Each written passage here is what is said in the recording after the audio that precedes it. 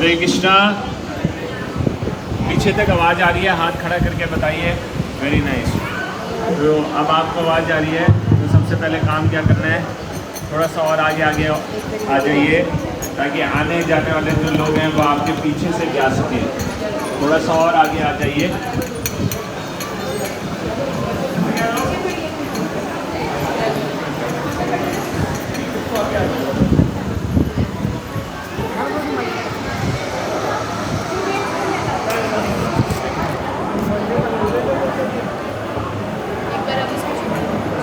हरे कृष्णा। दोनों हाथों को ऊपर खड़ा कीजिए और बोलिए हरे कृष्णा हरे कृष्णा कृष्णा कृष्णा हरे हरे हरे राम हरे राम राम राम हरे हरे। धन्यवाद आप सभी भक्तों का। आप में से कितने लोग आज पहली बार इस पर का प्रोग्राम अटेंड कर रहे हैं, वो हाथ खड़ा कीजिए। Very nice. तो आप सबका स्वागत है इस्कॉन मंदिर में, श्री श्री राधा माधव ललिता विशाखा मंदिर में। और अभी आप बैठे हैं श्री श्री जगन्नाथ बलदेव सुभद्रा महारानी के सामने। आप सभी भक्तों का हार्दिक स्वागत है। मंदिर में किसी का स्वागत किया जाता है एक विशेष तरीके से। किस प्रकार से? दोनों हाथों को ऊपर कीजिए और बोलिए हरे कृष्णा कृष्णा कृष्णा हरे हरे हरे राम राम राम हरे हरे। तो अभी हम आज की चर्चा को, आज की कथा को शुरुआत करने से पहले भगवान की प्रसन्नता के लिए एक छोटा सा भजन गाएंगे। बहुत मधुर भजन है। इसमें भगवान श्री कृष्ण की सारी लीलाओं का वर्णन एक 4 लाइन के भजन में है। तो भजन इस प्रकार से: जय राधा माधव कुंज बिहारी, गोपीजन वल्लभ गिरिवर धारी, यशोदा नंदन ब्रज जन रंजन, यमुना तीरा वनचारी। कितने लोगों ने ये भजन पहले सुना हुआ है? ओके। तो अभी ये भजन को थोड़ा सा हम समझ लेते हैं और इसको समझते समझते हम याद भी कर लेंगे। 4 लाइन का छोटा सा भजन है ताकि हम इसका उच्चारण कर पाएँ, इसको हम गा पाएँ, भगवान को प्रसन्न कर पाएँ। जय राधा माधव। तो अगर इन शब्दों की हम बात करते हैं, जय राधा माधव, तो श्रीमती राधा रानी और भगवान श्री कृष्ण का एक नाम है माधव। इन दोनों के बीच में जो सारी लीलाएं हुई हैं वृंदावन के अंदर, उन सब पर हम ध्यान लगा सकते हैं। यानी कि राधा कृष्ण की सारी लीलाएं इसके अंदर हैं। अब ये हमारे ऊपर निर्भर करता है हमारी इमेजिनेशन कहाँ तक जाती है। वैसे हमारा मन जो है ना बहुत तेज है। अभी हम यहाँ पर बैठे हैं तो किसी का मन अमेरिका में है, किसी का जापान में है, किसी का कनाडा में है, किसी का अभी घर में है, किसी का बिजनेस में है। तो इसी प्रकार से भगवान के ऊपर भी हम मन लगा सकते हैं। जय राधा माधव कुंज बिहारी। कुंज मतलब जब झाड़ियों से एक प्रकार की गुफा बन जाती है उसको कुंज कहते हैं। कुंज, निकुंज इत्यादि वृंदावन में ऐसे बहुत से स्थान हैं जो बहुत सारी झाड़ियों से गुफा बनी हुई हैं। तो उसमें भगवान जो लीलाएं करते हैं सभी लीलाएं इसके अंदर हैं। जय राधा माधव कुंज बिहारी।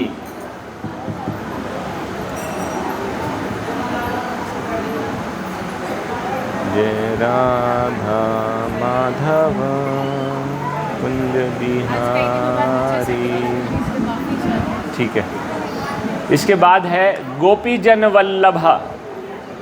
गोपियों के साथ, ब्रज में अनेक गोपियाँ हैं, यशोदा मैया भी गोपियाँ हैं, श्रीमती राधा रानी भी गोपियाँ हैं और अन्य असंख्य गोपियाँ हैं वहाँ पर। तो भगवान जो भी गोपियों के साथ लीलाएं करते हैं वो सब इसके अंदर हैं। गोपियों के साथ कौन सी लीला करते हैं भगवान? रास लीला। सबको रास लीला ही मालूम है। इसके अलावा भी और कोई लीलाएं भी करते हैं। माखन चोरी की लीला वो भी गोपियों के साथ करते हैं। तो इसके बाद जय राधा माधव कुंज बिहारी, गोपीजन वल्लभ गिरिवर धारी।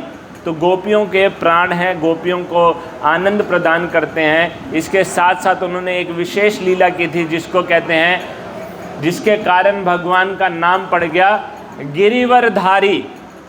आप लोगों ने, कितने लोगों ने ये लीला के बारे में सुना है? गिरिवरधारी, 1 2 3 4, इसने भी सुना है। यस, क्या नाम है आपका? ऋषभ।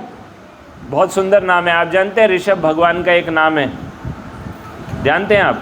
ऋषभ भगवान का एक नाम है। Very nice. तो ऋषभ, आप बताओ, ये गिरिवरधारी लीला भगवान का नाम क्यों पड़ा है? पर्वत उठाया था। कौन सा पर्वत? गोवर्धन पर्वत। कैसे उठाया था? कौन सी उंगली से? छोटी सी उंगली से। वो छोटी सी उंगली कौन सी है? सबसे छोटे वाली। तो ऋषभ कह रहे हैं, ऋषभ ने बिल्कुल सही बताया। ऋषभ कह रहे हैं कि भगवान ने सबसे छोटी उंगली से गोवर्धन उठाया था। कितने लोग इस बात से सहमत हैं? सभी लोग सहमत हैं।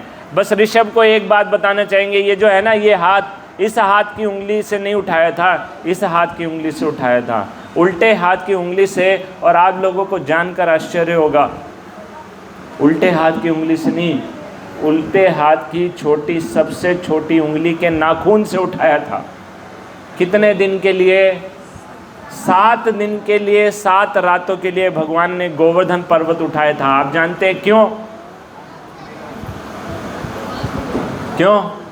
ताकि भगवान इस बात को स्थापित कर सकें कि मैं भगवान हूँ, और भगवान कितने शक्तिशाली होते हैं हम सबको पता चल जाए, ताकि कोई साधारण धूर्त व्यक्ति धोखा देने के लिए हमारे सामने आकर ये ना कहे कि मैं भी भगवान हूँ। अरे मेरी तो छोड़ो, आप भी भगवान हैं, हम भी भगवान, तुम भी भगवान। क्या मंदिर जाते हो, भगवान की पूजा करते हो? तो कोई हमको धोखा ना दे सके। बैठ जाइए आप लोग। कोई हमें धोखा ना दे सके। अगर कोई आए हमारे पास और हमको कहे हम भी भगवान हैं, तो क्या करना है? उसको क्या कहना है? भगवान का एक नाम है गिरिवरधारी, मतलब भगवान ने गोवर्धन पर्वत उठाया था। देखो, मैं आपसे ये उम्मीद तो नहीं कर रहा आप पर्वत उठाओगे। तो एक काम करो, एक गाड़ी उठा के दिखा दो। भगवान ने 7 दिन के लिए उठाया था, आप 7 घंटे के लिए उठा दो। नहीं उठा सकते? 7 मिनट के लिए उठा देना। उठा सकते हैं? नहीं उठा सकते। बोलो छोड़ो, 7 मिनट के लिए, 70 सेकंड के लिए उठा दो। वो भी पॉसिबल है? नहीं पॉसिबल है। तो भगवान ऐसी लीलाएं इसलिए करते हैं ताकि हमें भगवान की शक्ति का अंदाज़ा हो जाए और हम किसी के द्वारा मूर्ख ना बन सके। ठीक है? तो इसीलिए भगवान का नाम है गिरिवरधारी। फिर उसके बाद भगवान का नाम आता है यशोदानंदन। यशोदानंदन अर्थात यशोदा के पुत्र। तो जो यशोदा को बहुत प्यारे हैं, यशोदा से बहुत स्नेह करते हैं, यशोदा की आँख के दुलारे हैं, आँख के तारे हैं, इसलिए उनका नाम यशोदानंदन है। इसी प्रकार से भगवान के कई नाम हैं, यशोदानंदन, नंद नंदन, कौशल्यानंदन, रोहिणी नंदन। तो ये सभी हम इस प्रकार से भगवान के सभी नामों पर, सभी लीलाओं पर ध्यान लगा सकते हैं। उसके बाद आता है ब्रज जन रंजन। ब्रज में रहने वाले प्रत्येक व्यक्ति को ऐसा नहीं है कि सिर्फ गोपियों के साथ रहते हैं और गोपियों को आनंद देते हैं और उनके साथ रासलीला इत्यादि करते हैं। ब्रज में रहने वाले प्रत्येक व्यक्ति के साथ भगवान आनंद का आदान प्रदान करते हैं, इसीलिए उनको कहते हैं ब्रज जन रंजन। रंजन मतलब आनंद, हम कहते हैं ना मनोरंजन। तो इससे कोई भी कार्य हम अपने मनोरंजन के लिए करते हैं ना, तो आनंद देने वाले स्रोत कौन है? वो भगवान ही है। और उसके बाद आता है यमुना तीरा वनचारी, कि यमुना के तट पर भगवान ने असंख्य लीलाएं की हैं, इसलिए यमुना पर विहार करने वाले या यमुना के साथ अन्य जो वन हैं वहाँ पर मुख्य रूप से 12 वन हैं। वैसे तो अनेक वन हैं, लेकिन मुख्य रूप से वृंदावन में 12 वन हैं ब्रज, जो कि 5 यमुना नदी के पूर्व दिशा में हैं और 7 जो हैं पश्चिम दिशा में हैं। तो उन सभी में विहार करते हैं, अलग अलग लीलाएं करते हैं। बेल वन की अलग लीला है, भांडी वन की अलग लीला है। उसी प्रकार से काम्य वन की अलग लीला है, अलग अलग वनों की अलग लीला है, उन सब पर हम ध्यान लगा सकते हैं। यमुना में जो लीला किया भगवान ने, यमुना में कौन सा लीला किया है भगवान ने? कालिया नाग। तो ये लीला कौन सी है? लीला का नाम क्या है? कालिया दहा लीला। कालिया का दमन किया था भगवान ने। वो मंदिर, वो स्थान, वो पेड़ आज भी वृंदावन में है। परिक्रमा मार्ग से जाएंगे। कितने लोग वृंदावन जा चुके हैं? कितने लोगों ने वृंदावन की परिक्रमा की है? गोवर्धन नहीं, वृंदावन की। तो वृंदावन परिक्रमा मार्ग करेंगे तो राधा मदन मोहन जी का मंदिर आता है। उससे पहले कालिया दाहा नामक स्थान आता है। 5000 वर्ष पूर्व जो पेड़ जिस पर चढ़कर भगवान ने यमुना जी में छलांग लगाई थी, वो पेड़ आज भी वहाँ पर है। हम जाकर उसका दर्शन कर सकते हैं। लेकिन यमुना जी अभी 1 किलोमीटर दूर चली गई है। तो हम जब उस मार्ग से परिक्रमा करने के लिए जाते थे ना, तो ऐसा लगता था यमुना जी तो बड़ी दूर है। वास्तविकता में सही में लोग सही कहते हैं क्या? झूठ तो नहीं बोल रहे, धोखा तो नहीं दे रहे कि यमुना जी यहाँ पर थी पहले। लेकिन ये बात स्थापित हो गई। आप जानते हैं कब? अभी पिछले साल जब बहुत ज़्यादा बारिश आई थी, हर जगह बाढ़ जैसी स्थिति उत्पन्न हो गई थी, तो वृंदावन में यमुना का पानी भी ऊपर चढ़ गया और वो मंदिर तक आ गया। तो इस बात का एहसास हो गया, पानी आ सकता है यमुना जी का। और यमुना जी थी वहाँ पर। अभी थोड़ा पीछे चली गई है, गर्मियों में थोड़ा पीछे चली जाती हैं। तो ये भजन कितने लोगों को याद हो गया? अब 1 2 3 पहले आता था आपको? पहले आता था, कोई बात नहीं। तो हम पहले बोलेंगे, फिर आप उस समय आप सुनेंगे, और सुनकर क्या करना है? याद करता है, सुनते वक्त याद करना है, और फिर आप लोग बोलेंगे और हम सुनेंगे चेक करने के लिए आप सही बोल रहे हैं कि नहीं। ठीक है? जय राधा माधव कुंज बिहारी, गोपीजन वल्लभ गिरिवर धारी, यशोदा नंदन ब्रज जन रंजन, यमुना तीरा वनचारी। ठीक है? इसको गा के थोड़ा सा कोशिश करेंगे। जय श्री श्री जगन्नाथ बलदेव सुभद्रा महारानी की, श्री श्री गौर निताय की, जगत गुरु शील प्रभुपाद की।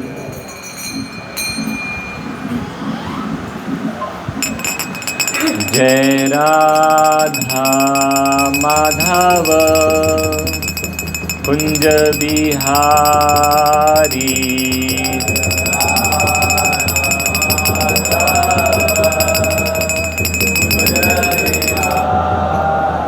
सबको बोलना है और तेज बोलना है। कितना तेज बोलना है? कितना तेज बोलना है? देखिए, वृंदावन में भगवान है, कम से कम उन तक तो आवाज़ जानी चाहिए। ठीक है? जय राधा माधव कुंज बिहारी,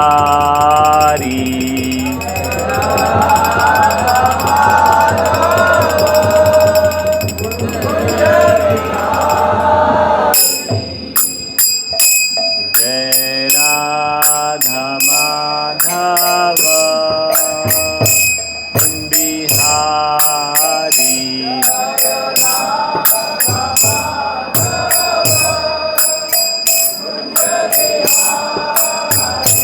जय गोपीजन वल्लभ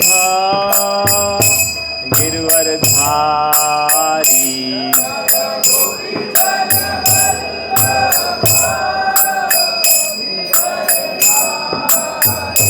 जय गोपीजन वल्लभ गिरवर धारी,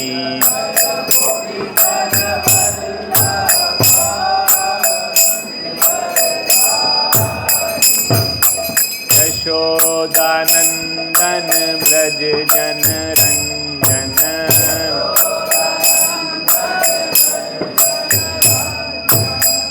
यशोदानंदन ब्रज जन रंजन,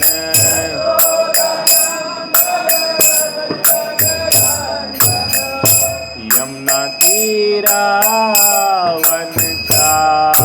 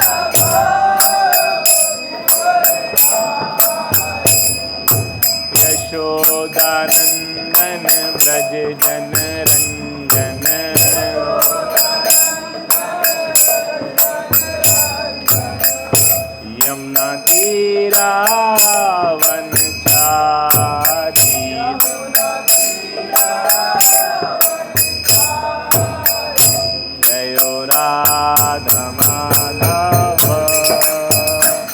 बिहारी।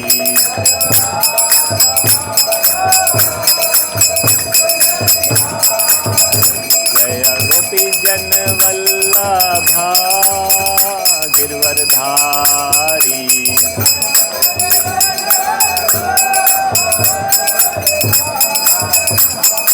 यशोदानंदन ब्रज जन रंजन।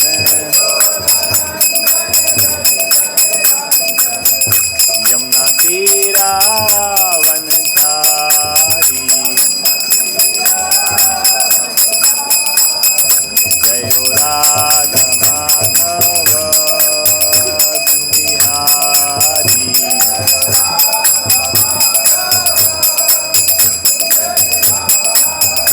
जय राधा माधव बिहारी।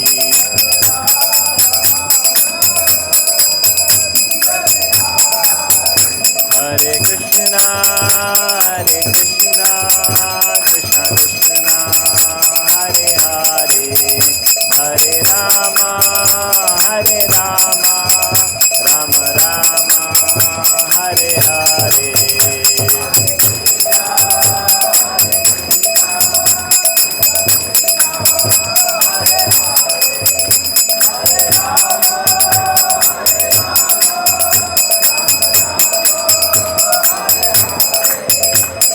हरे कृष्णा कृष्णा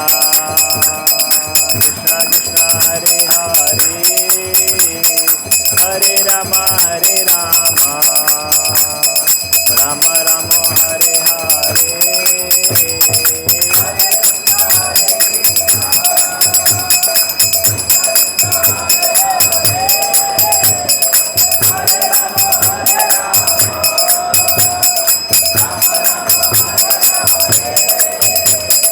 हरे कृष्णा कृष्णा कृष्णा हरे हरे, हरे रामा राम राम हरे हरे।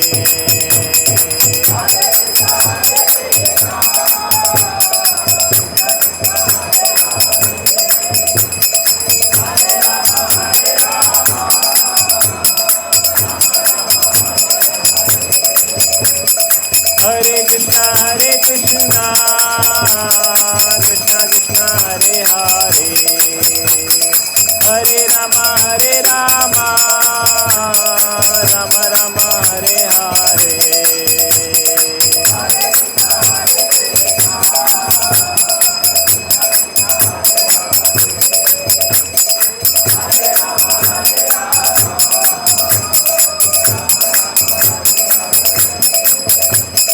हरे कृष्णा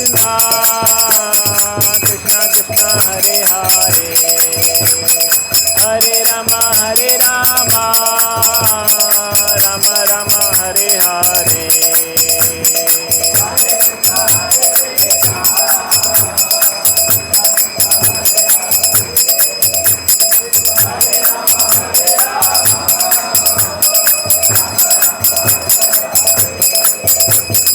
हरे कृष्णा कृष्णा हरे हरे, हरे रामा राम राम हरे हरे।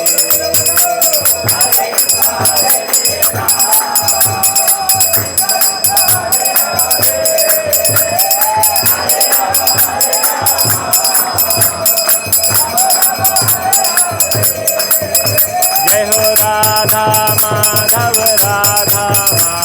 राधे।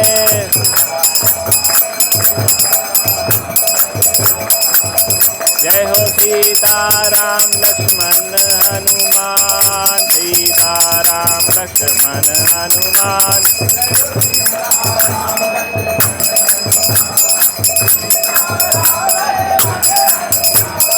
जय जगन्नाथ जय बलदेव जय सुभद्रा।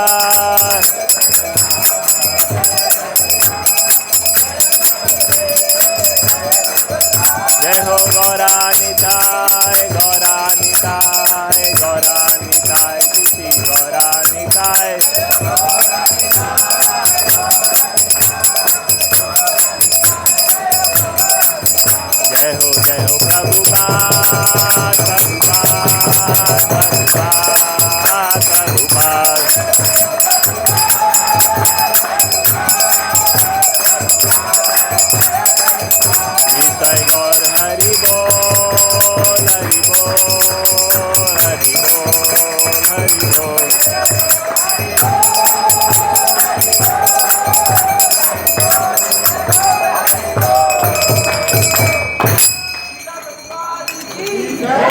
लोग हाथ जोड़कर झुककर प्रणाम कीजिए। जय ओं विष्णुपाद परमहंस परिव्राजकाचार्य एस्ट्रो तर्षत डिवाइन गे सबे चरणारविंद भक्ति विधान स्वामी शील प्रभुपाद की जय।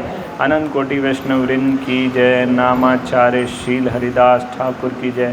प्रेम से कहो श्री कृष्ण चैतन्य प्रभु नित्यानंद श्री अद्वैत गदाधर श्रीवासादि गौर भक्त वृंद की जय। श्री श्री राधा माधव ललिता विशाखा की जय। श्री श्री सीता राम लक्ष्मण हनुमान की जय। श्री श्री जगन्नाथ बलदेव सुभद्रा महारानी की जय। श्री श्री गौर निताय की जय। श्री श्री पंचतत्व की जय। निताय गौर प्रेमानंदे जगत गुरु शील प्रभुपाद की जय। All goes to assembled devotees, all goes to assembled devotees, all goes to assembled devotees, all goes to Shri Shri Guru and Gauranga, all goes to शील प्रभुपाद की जय। हरे कृष्णा। तो आप सबके उत्साह के लिए धन्यवाद। तो आज की चर्चा को अभी हम शुरू करने से पहले भगवान के चरणों में प्रार्थना करेंगे। मंगलाचरण सबके मंगल की कामना के लिए, भगवान के आशीर्वाद के लिए। तो आप दोनों हाथ जोड़िए और हमारे पीछे पीछे बोलिए, नमो ओम विष्णुपादाय कृष्णा पृष्ठाय भूतले श्रीमते भक्ति वेदांत स्वामिन इति नामिने नमस्ते सारस्वते देवे गौरवाणी प्रचारिणे निर्विशेष शून्यवादी पाश्चात्य देश तारिणे। जय श्री कृष्ण चैतन्य प्रभु नित्यानंद श्री अद्वैत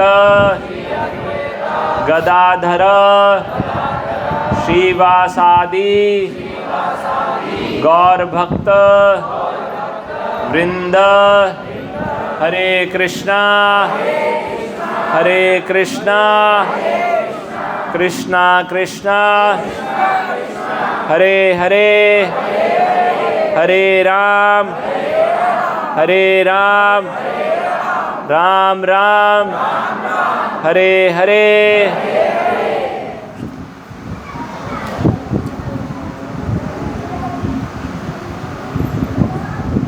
हरे कृष्णा। तो आप जानते हैं आज किस विषय पे हम चर्चा करने वाले हैं?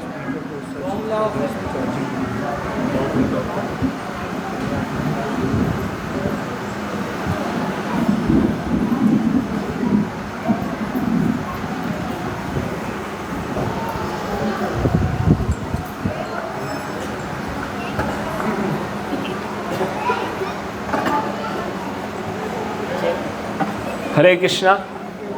अभी कथा की शुरुआत हुई है, अभी कथा खत्म नहीं हुई है। और जब कथा पूर्ण होगी उसके बाद सभी भक्तों के लिए प्रसाद की व्यवस्था है। प्रसाद पाकर ही जाना चाहिए, कथा पूरी सुने ना सुने। ठीक कह रहा हूँ ना?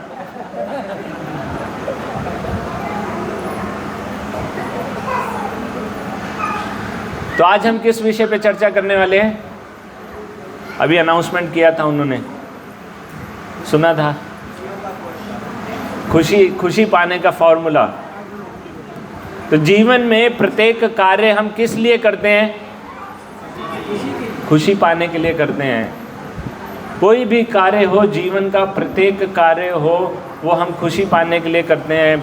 माँ बाप बच्चों को कहते हैं कि आपको पढ़ाई लिखाई करनी चाहिए। किस लिए? आप बड़े हो जाओगे, पढ़ लिख लोगे, नौकरी मिल जाएगी। किस लिए? फिर आपको आनंद प्राप्त होगा। लोग अच्छी नौकरी करना चाहते हैं आनंद प्राप्त करने के लिए। लोग कोसों दूर कई 100 किलोमीटर दूर जाते हैं नौकरी करने के लिए, क्योंकि उनको लगता है कि इससे मुझको किसी प्रकार का आनंद प्राप्त होगा। लोग नौकरी करते हैं आनंद प्राप्त करने के लिए, लोग विवाह करते हैं आनंद प्राप्त करने के लिए, और विवाह जब ठीक से नहीं चलता तो लोग तलाक लेते हैं। किस लिए? उनको लगता है तलाक लेकर आनंद प्राप्त हो जाएगा, और जब तलाक लेकर भी आनंद प्राप्त नहीं होता तो कुछ लोग उससे भी आगे चले जाते हैं और सोचते हैं सुसाइड कर लेना चाहिए, तब मुझको आनंद प्राप्त हो जाएगा। तो जीवन का प्रत्येक कार्य हम एक ही पर्पस के लिए करते हैं, खुशी पाने के लिए, आनंद प्राप्त करने के लिए। हम मंदिर किस लिए आते हैं? आनंद प्राप्त करने के लिए। अगर आज हम आप अनाउंसमेंट कर देते, सबको मैसेज भेज देते, जो मंदिर आएगा घुसने से पहले उसको 2 डंडे मिलेंगे प्रसाद में और जाते वक्त 4 मिलेंगे प्रसाद में, तो कोई मंदिर आता? नहीं आता। जहाँ पर हमको पता चल जाएगा कष्ट का अनुभव होगा, दुख का अनुभव होगा, हम सब उससे दूर रहना चाहते हैं। तो प्रत्येक कार्य का पाने का लक्ष्य यही है। तो आज हम यही चर्चा करेंगे, अगर वास्तविक आनंद, ऐसा आनंद जिसको हम ढूंढ रहे हैं, जिसकी हम तलाश कर रहे हैं और हम चाहते हैं वो आनंद जो हमको प्राप्त हो जाए, वो कभी हमसे ख़त्म ना हो, कोई हमसे उसको छीन ना सके, कोई हमको उससे दूर ना कर सके। वो आनंद कैसे हमको प्राप्त होगा, वो खुशी कैसे प्राप्त होगी, उसके विषय में हम चर्चा करेंगे। मंदिर का दर्शन खुल गया है तो एक बार दर्शन कर सकते हैं। श्री जगन्नाथ बलदेव सुभद्रा महारानी की जय, श्री गौनिताय की जय, शील प्रभुपाद की जय। तो आप इस सब बात को एग्री करते हैं कि प्रत्येक कार्य हम करते हैं किसके लिए? आनंद प्राप्त करने के लिए, खुशी प्राप्त करने के लिए। तो आप में से कोई भक्त शेयर करना चाहेगा कोई ऐसे कार्य जो उनको लगता है कि अगर मैं अपने जीवन में कर लूँगा तो मुझको आनंद प्राप्त हो जाएगा? कोई भी कार्य कोई शेयर करना चाहेगा? कोई ऐसा कार्य नहीं है जिसको करने से हमको लगता है अगर ये मैं अपने जीवन में कर लूँगा तो मुझको खुशी प्राप्त होगी, आनंद प्राप्त होगा? नहीं है कोई ऐसा कार्य? जी, असली बात करेंगे प्रभु जी, जाप के ऊपर बाद में। जी माता जी,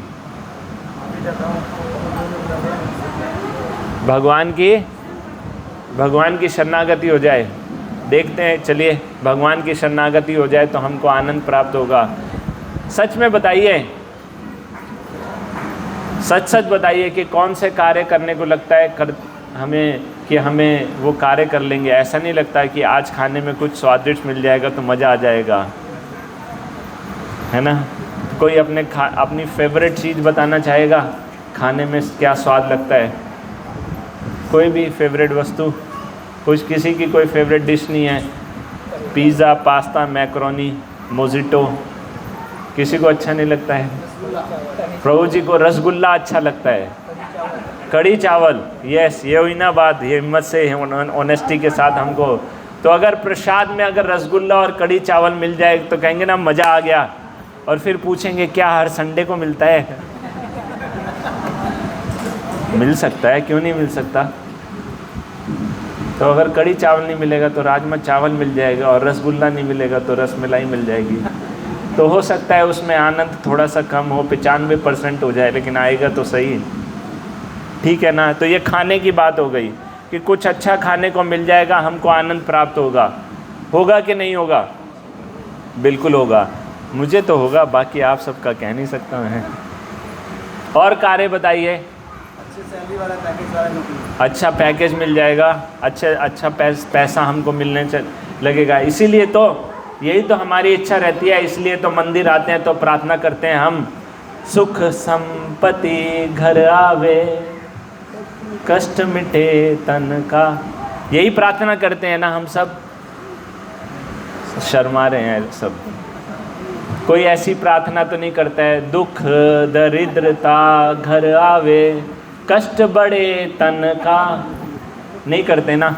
तो प्रार्थना तो यही करते हैं, गाते हो या ना गाते हो, मन में भाव तो यही रहता है ना, भगवान आपके दरबार में आए हैं, सारी समस्याओं का समाधान कर दीजिए प्लीज़। नौकरी नहीं लग रही है, बैंक बैलेंस कम होता चला जा रहा है, या घर में झगड़े बहुत हैं, इनका छुटकारा कर दीजिए, ठीक है ना?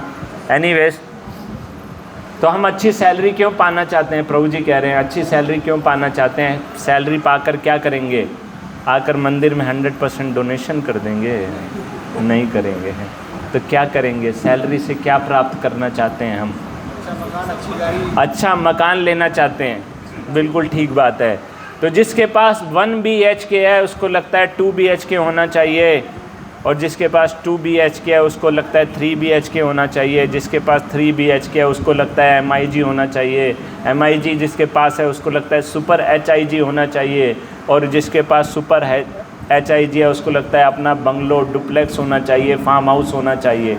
और जिसके पास अपना फार्म हाउस है उसको पूरी बिल्डिंग अपनी बनानी है, जैसे अंबानी ने अपनी एंटीला बनाई है, एंटीलिया बनाई है। कितने फ्लोर हैं उसमें? जितने लोग रहते हैं उससे कई 100 गुना वहाँ पर काम करने वाले नौकर हैं। तो हमको भी ऐसा लगता है ना, एक महल हो सपनों का।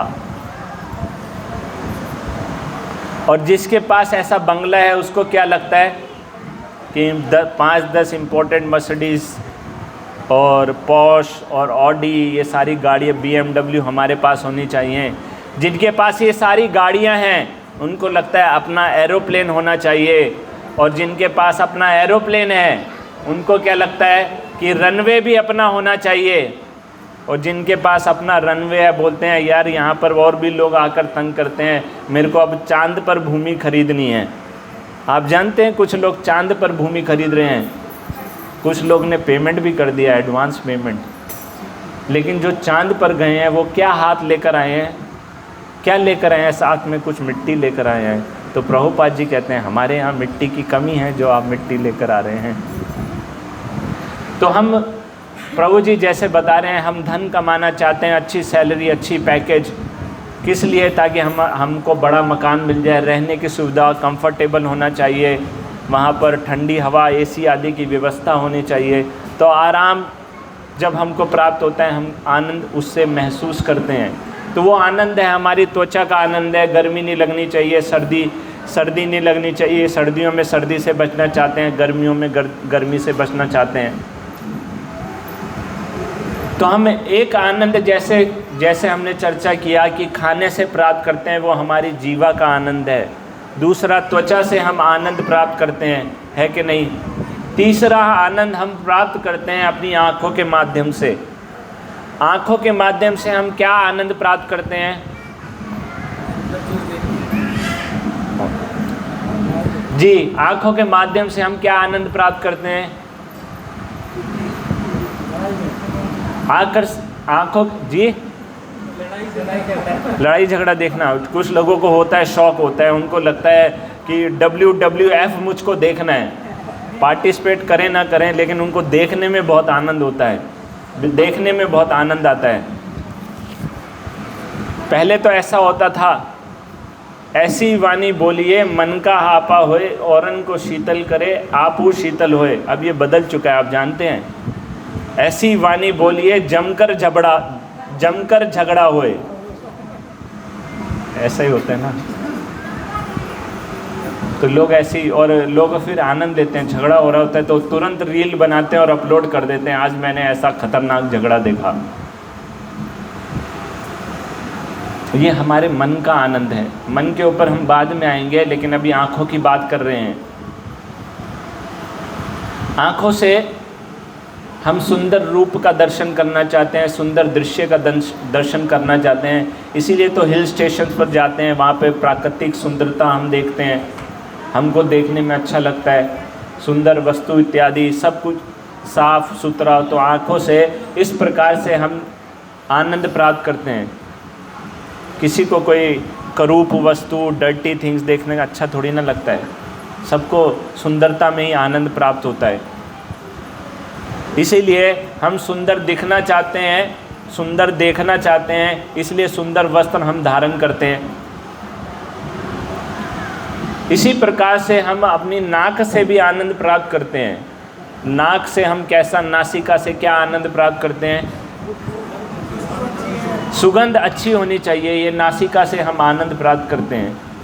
किसी को तो दुर्गंध अच्छी नहीं लगती ना, किसी को अच्छी नहीं लगती, इसीलिए तो हम डिओड्रेंट और परफ्यूम का इस्तेमाल करते हैं ताकि सुगंध आनी चाहिए। ठीक है। और कानों से हम क्या आनंद प्राप्त करते हैं,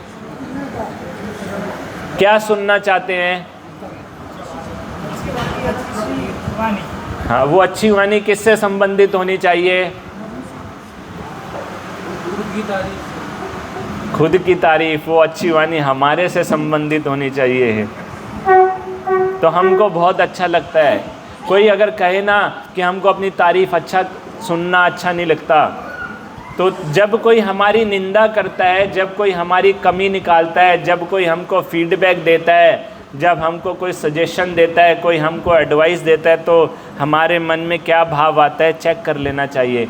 मन में यही भाव आता है ना, माइंड योर ओन बिजनेस, आप अपने काम से काम रखिए, आप हमें मत बताइए। तो इसका क्या मतलब है? इसका क्या मतलब है कि हमको फीडबैक सजेशन लेना अच्छा नहीं लगता। हमको कोई तारीफ़ करेगा ना तो हम क्या बोलेंगे? Yes, very nice. आज आपको हमारे असली गुण के बारे में पता चला है। एक जो जौहरी है ना, वही हीरे की कदर समझ सकता है, और आप वास्तविक जौहरी हैं।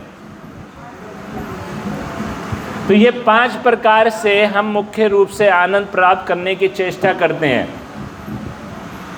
कोई सुनने में ज़्यादा मगन रहता है, कोई देखने में ज़्यादा मगन रहता है, कोई सूंघने में, कोई जीवा से, खाने पीने में।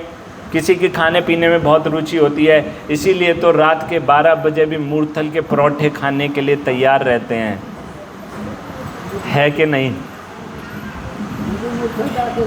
वो भी मूर्थल जाके कनॉट प्लेस जाएंगे आइसक्रीम खाने के लिए, इंडिया गेट जाएंगे आइसक्रीम खाने के लिए। कितने बजे? रात के 2 बजे इंडिया गेट जाएंगे। प्रभु जी का एक्सपीरियंस बहुत है, रियलाइजेशन से बोल रहे हैं। तो ये 5 प्रकार से हम चेष्टा करते हैं, लेकिन इसमें आनंद सबको प्राप्त होता है। लेकिन भगवद गीता बताती है ये जो 5 प्रकार का आनंद है ना, इसमें एक समस्या है समस्या कोई? कितने लोगों को लगता है कोई समस्या है इसमें? माता जी कह रहे हैं क्या समस्या है इसमें? क्षणिक आनंद है। भगवद गीता हमको इस बारे में बताती है। भगवद गीता कहती है 5वें अध्याय में ये श्लोक आता है, ये ही संस्पर्शजा भोगा दुख योन्य एवते आदे अंतवता कौन्तेहा नातेषु रमते बुधा। बुधा मतलब क्या शब्द होता है? बुधा, इसका मतलब मालूम है किसी को? बुधा, इस श्लोक का आखिरी शब्द है बुधा। तो ये बुद्धिमान से बनता है। बुद्धि तो हम जानते हैं, बुद्धिमान भी जानते हैं, हम सब बुद्धिमान व्यक्ति। क्यों बुद्धिमान हम आपको कह रहे हैं? क्योंकि शास्त्र हमको बताता है जो भगवान में रुचि लेते हैं ना, वो सब बुद्धिमान हैं। तो आप सब यहाँ पर आए हैं, जो भगवान में विश्वास रखते हैं वो सब बुद्धिमान हैं। तो बता रहे हैं बुद्धिमान जो व्यक्ति होते हैं वो क्या करते हैं? वो जो आनंद हमको इंद्रिय से प्राप्त होता है, ये 5 प्रकार की इंद्रियां हमने बताई, नाक, आँख, जीवा, कान और त्वचा, ये 5 प्रकार की इंद्रियां हैं। इन इंद्रियों से जो आनंद प्राप्त होता है बुद्धिमान व्यक्ति होता है। ना तेषु रमते बुधा, रमना मतलब आनंद प्राप्त करना। वो जो बुद्धिमान व्यक्ति है इन 5 प्रकार के आनंद प्राप्त करने की चेष्टा नहीं करता, मतलब उसके पीछे भागता नहीं है, उसके पीछे पागल नहीं हो जाता। इसका मतलब ये नहीं कि हम खाना बंद कर देंगे, कहीं से हमको सुगंध आ रही होगी तो हम बोलेंगे बंद कर दो, हमको दुर्गंध चाहिए, ऐसी बात नहीं है। लेकिन उसके पीछे पागल नहीं रहता है। क्यों पागल नहीं रहता है? क्योंकि इसके विषय में कहते हैं ये ही संस्पर्शा भोगा। भोग मतलब जो कि आनंद प्राप्त होता है इंद्रिय का, इंद्रिय विषय के संपर्क में आने से जो भोग या आनंद हमको प्राप्त होता है, उसमें ना 3 समस्याएं हैं। क्या समस्याएं जानना चाहेंगे आप लोग? कितने लोग जानना चाहते हैं? सब जितने लोग जानना चाहते हैं हाथ खड़ा कीजिए, बाकी लोग कानों को ढक लीजिए, नहीं तो उनको मालूम चल जाएगा ना। तो ये ही संस्पर्श जा भोगा दुख योन्य एवते, बता रहे हैं ये दुख का कारण है, दुख का कारण बन जाते हैं। दुख योन्य एवते, एक तो ये दुख का कारण भी बन सकते हैं, और दूसरा आदि अंत वता कौन्तेया, कि इनकी शुरुआत होती है, लेकिन आपको ये जानना चाहिए कि कुछ समय के बाद ये ख़त्म भी हो जाते हैं। कैसे इसको थोड़ा जानने की हम कोशिश करेंगे कि कैसे ये दुख का कारण बनते हैं, कैसे इनकी शुरुआत होती है और कैसे ये ख़त्म हो जाता है। जैसे प्रभु जी ने बताया कि इनको रसगुल्ला खाना बहुत पसंद है, तो अब प्रभु जी से प्रश्न है कि आपको ब्रेकफास्ट में 4 रसगुल्ले, लंच में 8 रसगुल्ले और डिनर में 16 रसगुल्ले दिए जाए, तो क्या आप खाना पसंद करेंगे? एक दिन में 3 बार, 7 दिन में 21 बार और 365 दिन में कम 1000 से भी ज़्यादा बार आपको रोज़ रसगुल्ला खाया जाएगा। कोई चीज़ नहीं खाई जाएगी, नहीं खाई जाएगी, नहीं खाई जाएगी, कोई चीज़ रोज़ नहीं खाई जाती। इसका क्या मतलब है? हम बोर हो जाते हैं, उससे मिलने वाला जो आनंद है ना वो ख़त्म हो जाता है, बासी हो जाता है, हम उसका त्याग करना चाहते हैं। चाहे हमारी फेवरेट वस्तु भी होगी ना, हम नहीं चाहेंगे। ये हर वस्तु के साथ होता है। हम चाहे हमारा कोई फेवरेट म्यूज़िक हो, फेवरेट मूवी हो, उसको कितनी बार देख लेंगे, एक समय बोर हो जाएंगे, एक समय बोर हो जाएंगे। अगर कोई हमारी एक ही शर्ट की रोज़ तारीफ़ करता है ना, तो उसको भी हम कहेंगे कि कुछ और बताओ, कुछ और चीज़ के बारे में बात करो, कुछ नया बताओ, तो हम बोर हो जाते हैं। यानी कि उसकी शुरुआत होती है और कुछ समय के बाद वो ख़त्म हो जाता है। और ये दुख का कारण कैसे बनता है? कभी कभी ये आनंद प्राप्त करने के लिए ना बहुत मेहनत करनी पड़ती है। अगर किसी को परफ्यूम, डिओड्रेंट लेना है तो उसके लिए धन चाहिए ना, धन कमाना पड़ेगा। अपने आप तो फ्री होम डिलीवरी तो नहीं है ना। कहने को फ्री होम डिलीवरी है, लेकिन क्या वो फ्री होम डिलीवरी है? नहीं नहीं, पैसा तो देना ही पड़ेगा। तो जो भी हम प्रोडक्ट चाहते हैं उसके लिए हमको पैसा तो एडवांस में पेमेंट करना ही पड़ेगा।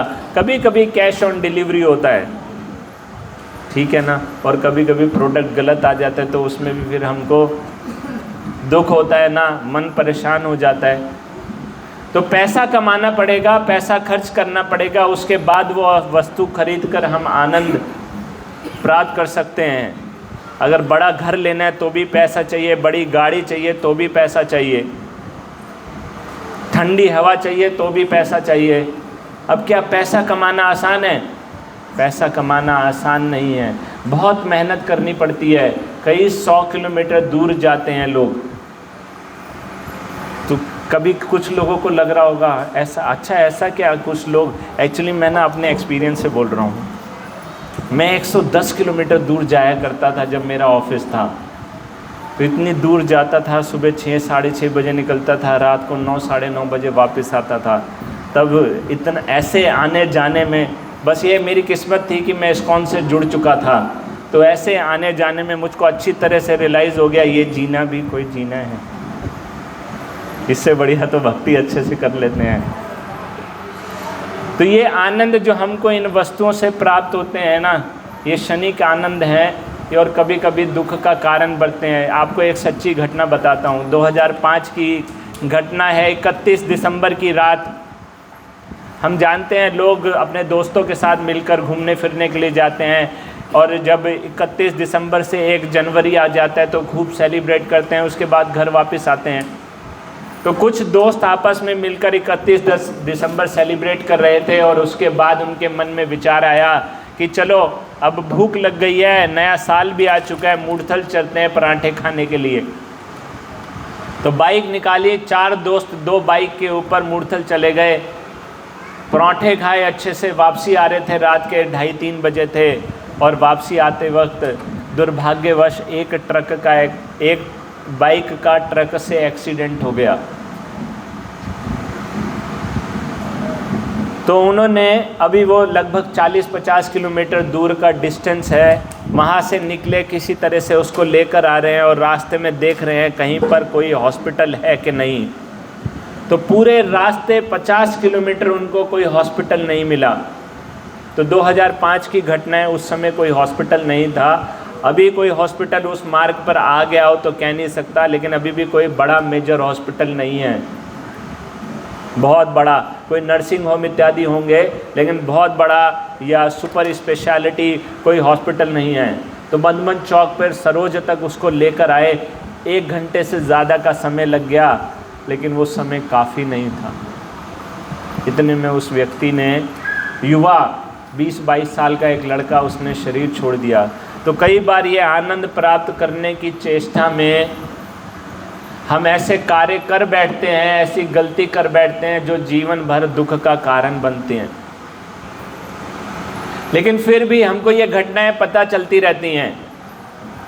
अब मैंने मूर्थल की घटना बता दी, कितने लोग छोड़ेंगे? आज विचार कर लेंगे, प्रण ले लेंगे, आज से मूर्थल चाहना बंद।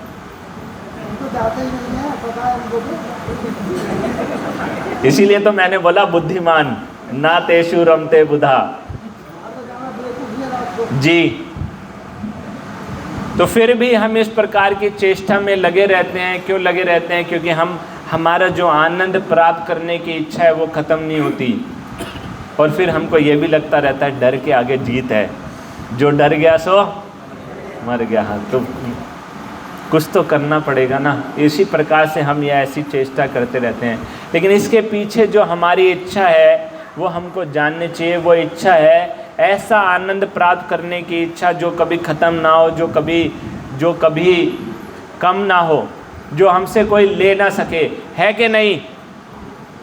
तो ये ऐसा आनंद हम प्राप्त करना चाहते हैं। तो इसीलिए एक व्यक्ति के बारे में एक चर्चा करते हैं। ये भी सच्ची घटना है। एक व्यक्ति अपने जीवन से बहुत तंग आ गया था। उसके जीवन में कष्ट ही कष्ट था। उसका बिजनेस डूब गया, पत्नी का देहांत हो गया, बच्चों ने उसको घर से निकाल दिया, तो बहुत दुखी था। उसने सोचा कि इससे अच्छा तो मर जाना अच्छा है। सुसाइड करने के लिए वो गया, नदी में छलांग लगाने ही वाला था, तभी उसको एक गाना सुनाई दिया। आ लेके चलूं मैं तुझको ऐसे गगन के तले, जहाँ गम भी ना हो आंसू भी ना हो, बस प्यार ही प्यार मिले। तो उसने ये गाना सुना, और जैसे ही उसने ये गाना सुना, अच्छा जहाँ गम भी ना हो आंसू भी ना हो, बस प्यार ही प्यार मिले, मुझको ऐसी जगह पे जाना है, मुझको ऐसी जगह पे जाना है। तो तुरंत पता लगाया कौन सी मूवी का सॉन्ग है। सॉन्ग राइटर के पास चला गया। सच्ची घटना है, मुंबई की घटना है। सॉन्ग राइटर के पास जाकर बोला कि मुझको ये स्थान पर जाना है, मुझको बताओ, इसका एड्रेस दे दो, कुछ इसकी लोकेशन इत्यादि शेयर कर दो। तो आप जानते हैं सॉन्ग राइटर ने क्या बोला? सॉन्ग राइटर ने बोला, पागल हो क्या? ऐसी कोई जगह होती है जहाँ गम भी ना हो आंसू भी ना हो? इमेजिनेशन से लिखा है, ये हमारी इमेजिनेशन है। ऐसी कोई जगह नहीं होती दुनिया में, ऐसा कोई स्थान नहीं है जहाँ गम भी ना हो आंसू भी ना हो। तो आप जानते हैं उस व्यक्ति के मन में क्या विचार आया? नहीं, उस व्यक्ति ने सोचा पागल है, ये तो केवल सॉन्ग राइटर है, इसको क्या पता? डायरेक्टर को पता होगा, मूवी तो उसने बनाई है। तो वो डायरेक्टर के पास गया, डायरेक्टर से प्रश्न किया। डायरेक्टर ने कहा, आप जैसे लोगों के कारण ही हम मूवी शुरू होने से पहले एक डिस्क्लेमर देते हैं। डिस्क्लेमर कोई पढ़ता नहीं है, सबको लगता है जल्दी निकालो इसको, फास्ट फॉरवर्ड कर दो। वो डिस्क्लेमर में क्या लिखा होता है? इसके पात्र, घटनाएं और ये सब जो है आपको दिखाया जा रहा है, सब काल्पनिक है। तो बहुत उदास हो गए। ऐसी कोई जगह नहीं होती, ऐसी कोई जगह नहीं होते।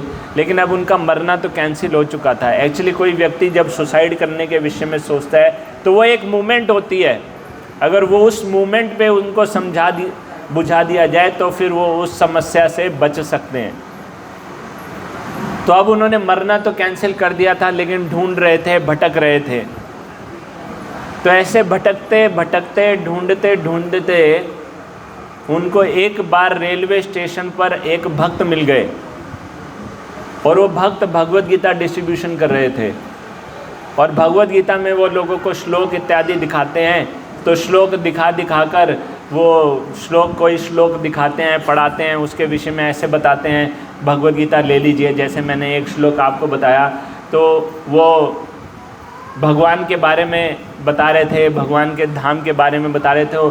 तो इन व्यक्ति से जब मिले तो उनको बताने लगे, तो उनके 8वें अध्याय का एक श्लोक हो गया कि भगवान का जो धाम है, ना तद भाष्यत्व सूर्यो ना शशांको ना पावका यद गत्वा ना निवर्तन्ते तद धाम परमम ममा, कि भगवान का ऐसा धाम है जहाँ पर कि चंद्रमा की रोशनी की आवश्यकता नहीं होती, जो कि वहाँ पर सूर्य के तेज की भी आवश्यकता नहीं होती, वो अपने आप ही प्रज्वलित होता है या अपने आप ही प्रकाशमान रहता है, प्रज्वलित नहीं, प्रकाशमान रहता है। और एक बार जो वहाँ पर चला जाता है वो वापस नहीं आता। तो ये व्यक्ति ने कहा, ऐसा क्यों भाई, ऐसी कौन सी जगह है जो जाकर लोग वापस नहीं आते? बोले क्योंकि ये वो स्थान है जिसके विषय में बताया है, चिंतामणि प्रकर सद्म सुकल्प वृक्षा लक्षावृतेषु सुरभिरविपालयन्तम लक्ष्मी सहस्त्र सत संभ्रम सेव्यमानम गोविंदमादि पुरुषाम तमहाम भजामि। तो बताते हैं ये जो भगवान का धाम है साधारण धाम नहीं है, साधारण स्थान नहीं है, ये चिंतामणि है। चिंतामणि अर्थात एक प्रकार का स्टोन होता है, मणि होती है, जिससे सारी की सारी चिंताएं दूर हो जाती हैं, जिससे सारी की सारी इच्छाओं की पूर्ति हो सकती है। और ये भौतिक जगत जो है वो कैसा धाम है? वो मणि चिंता है, मणि की चिंता। सबको मनी की चिंता है, money money money, sweeter than Honey, brighter then sunshine, and every one wants money, more and more money. तो इसलिए सबको मनी की चिंता है। और भगवान का जो धाम है वो बिल्कुल इसके विपरीत है, वहाँ चिंता मणि है। और एक मणि चिंता मणि नहीं है वहाँ पर जो रोड है ना, यहाँ पर तो कंक्रीट की बनाई जाती है, वहाँ पर चिंता मणि से रोड बनाई जाती है। यानी कि हर स्टोन जो है वो आपकी इच्छाओं की पूर्ति कर सकता है। और आगे क्या बताते हैं, चिंता मणि प्रकर सद्म सुकल्प वृक्षा। और वहाँ पर जो पेड़ भी हैं वो भी क्या है? कल्प वृक्षा, आपकी सारी कल्पनाएं, सारी इच्छाओं की पूर्ति कर सकते हैं। आपने कोई ऐसा पेड़ देखा हो जहाँ पर आपको अगर आम चाहिए तो आम मिलेगा, और अगर आपको वहाँ से अमरूद चाहिए तो अमरूद मिलेगा, ड्राई फ्रूट चाहिए तो ड्राई फ्रूट मिलेगा, और रसगुल्ला चाहिए तो रसगुल्ला मिलेगा। तो कितनी अच्छी बात होगी ना। माताएं सोचेंगी हाँ बिल्कुल अच्छा है ना, गर्मी में कुकिंग भी नहीं करनी पड़ेगी, बच्चों को पिज़्ज़ा पास्ता मैक्रोनी यहीं से ऑर्डर कर देंगे, स्विगी जोमेटो की भी आवश्यकता नहीं पड़ेगी। तो ऐसा वृक्ष जहाँ से आप कुछ भी मांग सकते हैं, कुछ भी इच्छा की पूर्ति कर सकते हैं, गाड़ी भी ले सकते हैं। लेकिन वो और आगे क्या बताते हैं, चिंतामणि प्रकर सद्म सुकल्प वृक्षा लक्षावृतेषु सुरभिरभिपालयन्तम। वहाँ पर जो है हजारों लाखों की संख्या में लक्ष्मी जो है ना भगवान की सेवा में लगी रहती हैं। अब हम सब जो है ना लक्ष्मी को पाना चाहते हैं ना, नहीं पाना चाहते। हम सब लक्ष्मी को पाना चाहते हैं, लेकिन हम एक गड़बड़ कर देते हैं, मालूम है क्या? हम केवल और केवल लक्ष्मी को पाना चाहते हैं और नारायण की सेवा नहीं करना चाहते। लेकिन लक्ष्मी तो एक पतिव्रता स्त्री हैं, वो कभी नारायण के बिना किसी के घर आएंगी? कभी नहीं आएंगी। तो हम सब की स्थिति कैसी है? हम सब की स्थिति ना रावण के जैसी है। तो रावण माता सीता जो कि लक्ष्मी हैं उनको उठा कर ले गया था, और भगवान राम जो नारायण हैं उनको मारने का प्रयास कर रहा था। तो हम सब भी यही चाहते हैं कि लक्ष्मी तो हमारे घर में आ जाए, लेकिन नारायण की सेवा ना करनी पड़े, भगवान की सेवा ना करनी पड़े। तो हम भी छोटे मोटे कलयुग के छोटे मोटे रावण हैं, उतने बड़े तो नहीं है लेकिन छोटे मोटे टीनी मिनी तो रावण है ही है हम सब, हृदय से, इच्छा से। तो वो रावण को हमको बाहर निकालना है। तो बता रहे हैं भगवान की सेवा में हजारों लाखों लक्ष्मियाँ लगी हुई हैं, और जब भगवान प्रसन्न हो जाते हैं तो उस पर लक्ष्मी की कृपा हो जाती है, स्वतः ही हो जाती है। अलग से प्रयास करने के लिए लक्ष्मी को प्रसन्न करने की आवश्यकता नहीं होती, क्योंकि लक्ष्मी पतिव्रता स्त्री हैं और उनके पति जब प्रसन्न हो जाते हैं तो पतिव्रता पत्नी अपने आप ऑटोमेटिकली प्रसन्न हो जाती है। और तो और वहाँ पर बता रहे हैं, वहाँ पे जो गाय है ना वो भी सुरभि गाय हैं। सुरभि गाय अमृत तुल्य दूध देती हैं। यहाँ पर मदर डेयरी, वीटा और पता नहीं कौन कौन सा केमिकल का दूध हमको लेना पड़ता है, वहाँ पे अमृत तुल्य दूध है। दूध, दही, मक्खन अनलिमिटेड। ऐसा नहीं है कि यहाँ पर गायों को ऑक्सीटोसिन का इंजेक्शन लगाया जाता है या सक्शन मशीन से गायों का ब्लड खींचा जाता है, दूध खींचा जाता है कभी कभी जिसमें ब्लड भी आ जाता है, और ब्लड आने से वो दूध कभी कभी पिंक हो जाता है तो उसको यूरिया डालकर साफ़ किया जाता है। ऐसा दूध नहीं है वहाँ पर, क्योंकि उनकी तो कैपेसिटी अनलिमिटेड है। तो जितना भी मक्खन, जितना भी पनीर, जितना भी कलाकंद, जितनी भी बर्फ़ी चाहो बना सकते हो। और तो और ये जो गाय है ना ये भी साधारण नहीं है, ये भी चिंतामणि पत्थर की तरह का और कल्प वृक्ष की तरह सभी प्रकार की इच्छाओं को पूरी करने वाली है। यानी कि आपको मेहनत करने की आवश्यकता नहीं है, सब कुछ बना बनाया पकी पकाई खीर अपने आप मिल जाएगी, बस इच्छा करने की आवश्यकता है। लेकिन कि ये कैसे प्राप्त होती है और कौन लोग भगवत धाम जाते हैं? जो लोग ये निर्णय करते हैं कि हम भगवान की सेवा करेंगे, हम भगवान की भक्ति करेंगे, हम भगवान को प्रसन्न करेंगे।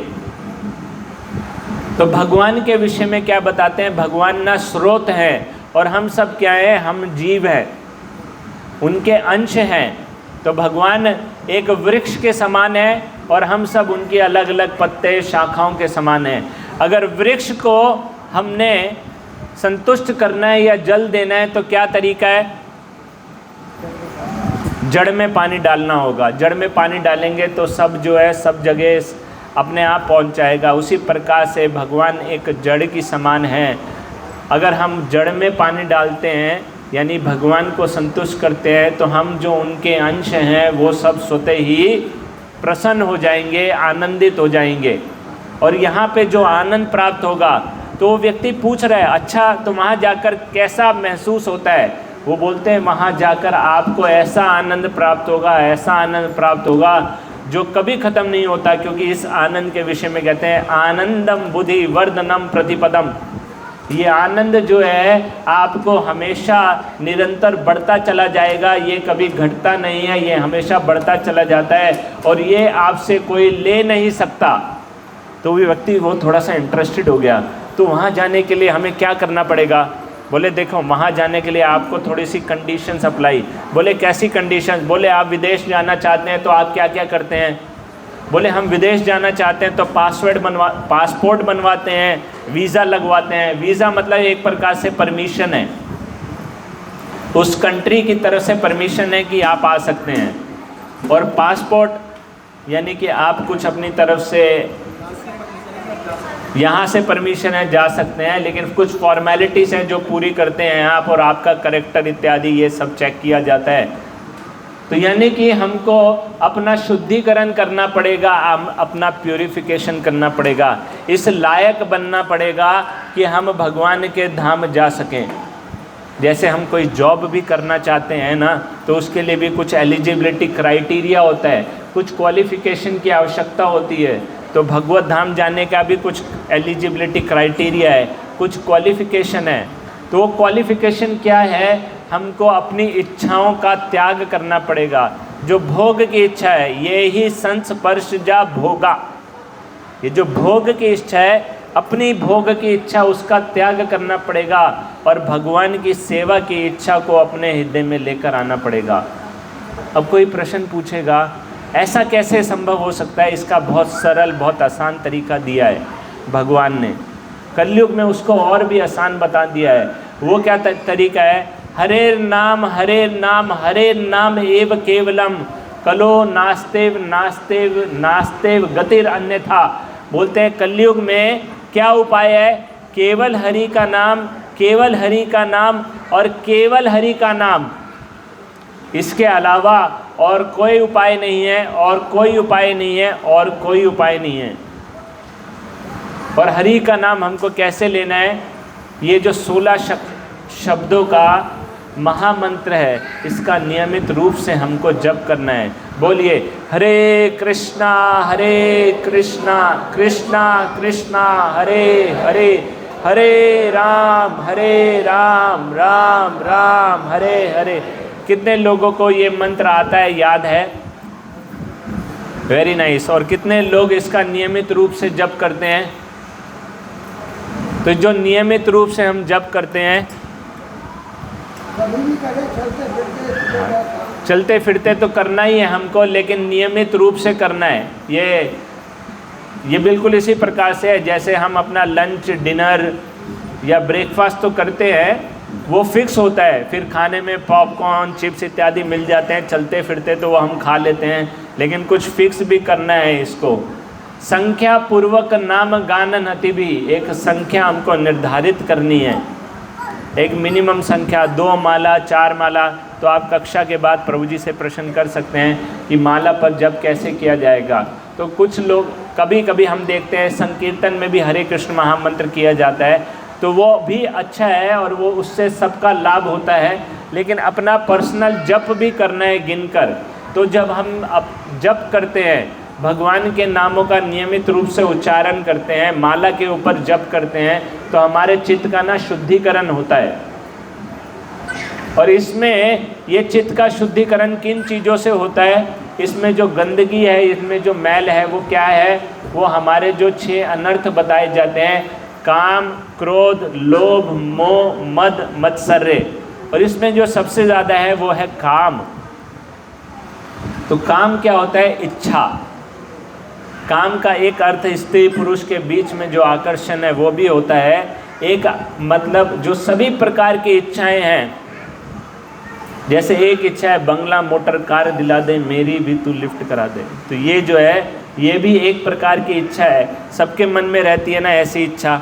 या सुख संपत्ति घर आवे, कष्ट मिटे तन का। हम इसलिए तो भगवान को कहते हैं, कभी कभी उनको ब्राइब देने की कोशिश करते हैं, माँ मुरादे पूरी कर दे हलवा बट, है ना। तो उनको बोलते हैं जब इच्छा पूरी हो जाएगी हलवा तभी बटेगा। लेकिन ये जो है ना, सेवा का भाव नहीं है। सेवा का भाव, जो सेवा है वो अहेतु की, अप्रतिहता। अहेतु की अर्थात मन में कोई इच्छा नहीं है। भगवान की सेवा हम किस लिए करते हैं? भगवान को प्रसन्न करने के लिए, ना कि बदले में कुछ पाने के लिए। तो अहेतु की और अप्रतिहता अर्थात कैसी भी स्थिति हो, वो कभी उसमें रुकावट के लिए खेद नहीं होगा। ऐसा नहीं होगा कि भगवान 2 दिन पहले वो आपसे कुछ मांगा था, पूरा नहीं किया ना आपने, आज मंदिर जाना कैंसिल, नहीं जाएंगे अब, इतने दिनों से मांग रहे हैं आप पूरी तो कर रहे नहीं है। तो ऐसी कोई कंडीशन नहीं लगानी। तो अहेतु की अप्रतिहता। तो एक हम सेवा करते हैं जीवा से। तो अब ये इंद्रियों से, जिन इंद्रियों से हम भोग प्राप्त करने की चेष्टा करते हैं, उन्हीं इंद्रियों को लगाकर हम भगवान की सेवा कर सकते हैं। और जब उस इंद्रियों के माध्यम से हम भगवान की सेवा करेंगे तो हमारा शुद्धिकरण होगा, भगवान को प्रसन्न करेंगे और हम इस लायक बन जाएंगे कि हम भगवत धाम जा पाएँ। और भगवत धाम वो कैसा स्थान है? वास्तविक रूप में भगवत धाम ही वो ऐसा स्थान है जिसके लिए कहा गया है, जहाँ गम भी ना हो, आंसू भी ना हो, बस प्यार ही प्यार मिले। तो इस भौतिक जगत में ऐसा कोई स्थान नहीं हो सकता, केवल और केवल भगवत धाम, भगवान का धाम ऐसा है। क्योंकि भगवान के धाम को क्या कहते हैं? वैकुंठा। वैकुंठा अर्थात जहाँ पर किसी भी प्रकार की कोई कुंठा नहीं है, किसी भी प्रकार का कोई दुख नहीं है, किसी भी प्रकार की कोई ईर्ष्या नहीं है, किसी भी प्रकार की कोई निंदा चुगली नहीं है, किसी भी प्रकार की कोई बुराई नहीं है। इसीलिए वो स्थान वैकुंठ कहलाता है। तो वो वैकुंठ का जो आनंद है इस भौतिक जगत में भी प्राप्त किया जा सकता है अगर अपनी इंद्रियों को हम भगवान की सेवा में लगाएं। बहुत सरल है, बहुत आसान तरीका है। जीवा से क्या करना है? जीवा से क्या करना है? दूसरों की निंदा नहीं, तो जीवा से करना है भगवान के नामों का उच्चारण। हरे कृष्णा कृष्णा कृष्णा हरे हरे, हरे राम राम राम हरे हरे।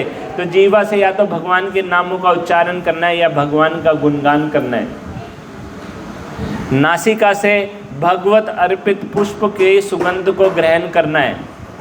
आँखों से भगवान के सुंदर रूप का दर्शन करना है। इसलिए नियमित रूप से, वैसे तो भक्ति रसामृत सिंधु में बताते हैं सुबह और शाम 2 बार भगवान का दर्शन करने के लिए आना चाहिए।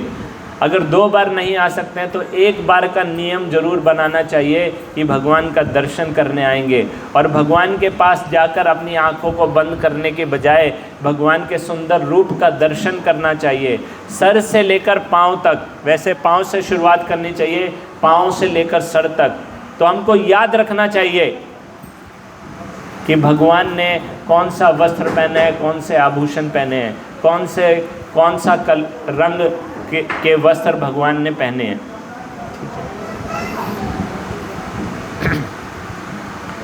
कानों से क्या सुनना चाहिए? कानों से कीर्तन सुनना चाहिए, भगवान की कथा सुननी चाहिए। और जो जप हम कर रहे हैं, जब हम जप करते हैं तो कम से कम इतनी तेज उसका उच्चारण करना चाहिए कि वो हमारे कानों में कहे। मन ही मन नहीं करना है, क्योंकि मन तो हमारा अभी चंचल है, मन इधर उधर जाता है ना, तो इसलिए मन में नहीं करना है, बोल बोल कर करना है। हरे कृष्णा कृष्णा कृष्णा हरे हरे, हरे राम राम राम हरे हरे, हरे कृष्णा कृष्णा कृष्णा हरे हरे, हरे राम राम हरे हरे। इस प्रकार से बोल बोल करना है, बोल बोल कर करना है। ठीक है। अपनी त्वचा को कैसे लगाएंगे भगवान की सेवा में? तो जो उंगलियों से जप करते हैं ना, वो भी एक तरीका है। तो गिनकर, जब गिनेंगे हम, गिनने से हमारा मन भी लगेगा, माला के ऊपर करेंगे तो हमारी जो त्वचा है वो भी भगवान की सेवा में लगेगी। तो इस माध्यम से हम भगवान की सेवा में लग सकते हैं। और ये बहुत सरल तरीका है। वैसे तो हम भगवान से ये भी प्रार्थना करते हैं ना, तेरा तुझको अर्पण क्या लागे मेरा, जो कुछ है सो तेरा, करते हैं कि नहीं? लेकिन जब वास्तविक रूप में देने की बारी आएगी ना, सब कुछ भगवान को अर्पण करना है, तो शायद हम नहीं दे पाएंगे। तो मंदिर में आकर प्रण करना चाहिए, भगवान हमारे को जो BMW दिया है ना आपने, उसको मैं आपकी सेवा में लगाऊंगा। कुछ लोग सोच रहे होंगे बच गए, हमारे पास तो BMW है ही नहीं। तो चलिए जो और गाड़ी है उसको अर्पण कर दीजिए। तो यहाँ पर गाड़ी की बात नहीं हो रही है, एक आध्यात्मिक BMW है हमारे पास, जो सबके पास है। ऐसा कोई भी नहीं है जिसके पास वो BMW नहीं है। और इसीलिए क्योंकि वो सबके पास है तो हर कोई व्यक्ति उसको भगवान की सेवा में लगा सकता है। कोई बहाना नहीं लगा सकता और कोई इससे बच नहीं सकता। वो BMW क्या है जानना चाहेंगे? तो B अर्थात बॉडी, हम शरीर हम सबके पास है। तो शरीर को भगवान की सेवा में लगाना चाहिए। 1 मिनट बस, अब 1 मिनट हो गया बस। तो B अर्थात बॉडी, हमारा शरीर, शरीर सबके पास है। तो अपने शरीर को भगवान की सेवा में लगाना चाहिए। कैसे अपने शरीर को भगवान की सेवा में लगा सकते हैं बताइए? सबसे पहले तो इस शरीर को मंदिर में लेकर आइए। हमारा मन बोलेगा छोड़ यार, आज क्या जाना, आज थके हुए हैं, आज अच्छा सीरियल आ रहा है, आज इंडिया पाकिस्तान का वर्ल्ड कप फाइनल आ रहा है, तब भी अपने शरीर को लेकर आना चाहिए। दूसरा, शरीर को मंदिर की मार्जन में लगाना चाहिए। जो सेवा शारीरिक रूप से हम कर सकते हैं उसको करना चाहिए। अभी जैसे 21 दिनों की चंदन यात्रा चली थी, बहुत लोगों ने चंदन घिसा। माता जी यहाँ पर आए हैं तो ये बता रहे हैं, कुछ वॉलंटियर्स यहाँ पर बैठे हुए हैं जिन्होंने अपने शरीर को लगाकर, अपनी जान की परवाह ना करके, अपनी जान की बाजी लगाकर बहुत बड़ी गहन सेवा की। अभी कल या परसों मंदिर के किचन में आग लग गई थी, तो इन भक्तों ने अपनी जान की परवाह किए बिना वो आग बुझाने में अपने शरीर को लगाया। तो इसलिए हम इन सब का धन्यवाद करते हैं। किस प्रकार से? हरे कृष्णा कृष्णा कृष्णा हरे हरे, हरे राम राम राम हरे हरे। तो हर भक्त को जान की बाजी नहीं लगानी है। मंदिर की मार्जन कर सकते हैं, मंदिर को क्लीन कर सकते हैं, मंदिर की व्यवस्था करने में मदद कर सकते हैं। तो ये भी एक प्रकार से अपने शरीर को लगाना है। फिर है एम, एम मतलब माइंड, अपने मन को लगाना है। सबसे पहले मन को लगाने का क्या तरीका है? भगवान के नामों का जप करना। तो हमें जैसे प्रभु जी बता रहे हैं हमेशा करना चाहिए, जप हमेशा करना चाहिए, लेकिन फिर भी संख्या पूर्वक नाम गाना अति भी, ये एक प्रण है, हमारा प्रॉमिस है। हम भगवान से प्रार्थना प्रॉमिस करते हैं, वादा करते हैं कि हम नियमित रूप से 2, 4, 8 माला का जप जरूर करेंगे। तो इससे हमारे मन में दृढ़ता आती है, और फिर छोटे मोटे कारणों की वजह से हमारी जो साधना वो छूटती नहीं है। वैसे जो भगवान के भक्त होते हैं ना, उनके लिए क्या नियम है? उनके लिए नियम है, रघुकुल रीत सदा चली आई, प्राण जाए पर वचन ना जाई। तो इसलिए वचन देना चाहिए कि भगवान नियमित रूप से आपके नामों का जप करेंगे, तब हमारा मन जो है ना ट्रैक पर आएगा, नहीं तो भटकता ही रहेगा। कभी मन करेगा मूर्थल जाएं, कभी मन करेगा कनॉट प्लेस जाएं, कभी मन करेगा इंडिया गेट जाएं। और माला के विषय में करेंगे, आज करे सो कल कर, कल करे सो परसों, इतनी जल्दी भी क्या है जब जीना है बरसों। सही है कि नहीं? तो कल पर हम टालते रहेंगे, लेकिन हमको ये जानना चाहिए, काल करे सो आज कर, आज करे सो अब, पल में परले होएगी, बहुरी करेगा कब। इसलिए तो कहते हैं राम नाम की लूट है, लूट सके तो लूट, अंतकाल पछताएगा जब प्राण जाएंगे छूट। और ये ना इसका भरोसा नहीं है कब प्राण छूट सकते हैं। सबके पास डेट ऑफ बर्थ सर्टिफिकेट तो होगा, लेकिन कब वो तारीख आएगी हमको मालूम नहीं है। इसलिए ये प्रण करना चाहिए और नियमित भगवान के नामों का जप करना चाहिए। और अंत में है वर्ड्स, हमारे BMW, W मतलब वर्ड्स। तो अपने शब्दों को लगाना चाहिए, जीवा को भगवान का उच्चारण करने के लिए, जीवा को भक्तों का भगवान का यशोगान करने के लिए, कृष्ण कथा करने के लिए, और दूसरों की प्रशंसा करने के लिए। यानी कि फॉल्ट फाइंडिंग नहीं करना, निंदा नहीं करना, चुगली नहीं करना, शिकायत नहीं करना, बल्कि लोगों की प्रशंसा करनी है। तो जब ये कार्य करेंगे तो भगवान की सेवा में हम जुड़ पाएंगे। और इसके लिए कोई ज़्यादा मेहनत करने की आवश्यकता नहीं है, इसमें ज़्यादा खर्चा भी नहीं है। इसको हम ऐसा कह सकते हैं, ना हींग लगे ना फिटकरी और रंग भी आए चोखा। ठीक है, तो ये भक्ति करने का बहुत सरल तरीका है। तो कितने लोग तैयार हैं अपनी अपनी BMW भगवान को देने के लिए? सभी लोग तैयार हैं? Very nice. बोलिए हरे कृष्णा कृष्णा कृष्णा हरे हरे, हरे राम राम राम हरे। तो आप में से कितने लोग इस कथा में आज पहली बार आए हैं? पहली बार जो आए हैं केवल वो हाथ उठाइए। और जो लोग पहली बार आए हैं उन लोगों को अभी बताना है कि वो नियमित रूप से कितनी माला का जप करेंगे। आपको यहाँ से एक वादा करके जाना है भगवान को। मंदिर में आते हैं ना, कुछ खाली हाथ नहीं आते ना, कुछ लेकर आते हैं। तो भगवान के लिए क्या गिफ्ट हम देंगे? गिफ्ट होगा हमारा प्रॉमिस। तो अब कोई बोलेगा अच्छा गिफ्ट, हम गिफ्ट देंगे तो कुछ रिटर्न गिफ्ट भी मिलेगा। क्या रिटर्न गिफ्ट मिलेगा? भगवान की भक्ति, भगवान का प्रेम, भगवान की कृपा। कितने लोगों को रिटर्न गिफ्ट में चाहिए? सबको चाहिए। तो क्या करना पड़ेगा? भगवान को अपना प्रॉमिस अर्पण करना पड़ेगा। तो बताइए कितनी माला का जप करेंगे जो लोग पहली बार आए हैं? नहीं, कितनी बार? 16 बार करना चाहिए। पूरे दिन में 16 माला का जप। एक माला में 108 मन के होते हैं, 108 मन के होते हैं। लेकिन हम शुरुआत 2, 4, 6 से भी कर सकते हैं। एक माला सुबह, एक माला शाम को, ऐसे भी कर सकते हैं। बताइए जो लोग पहली बार आए हैं हाथ दोबारा खड़ा कीजिए। और जब आप ये बताएंगे कि हम कितनी माला का जप करेंगे तभी नीचे करना है, ऊपर कीजिए। कितनी? वेरी नाइस, हरी बोल जी। कितनी?